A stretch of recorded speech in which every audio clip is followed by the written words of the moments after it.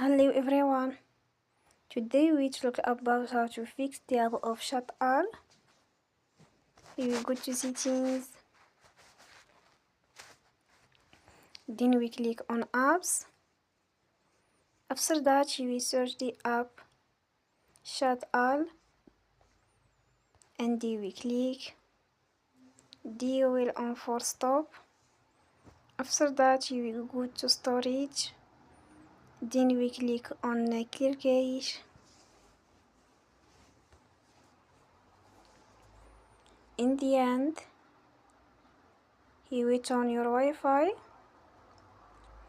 and you will turn again.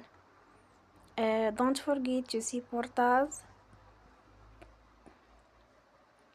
by like and subscribe.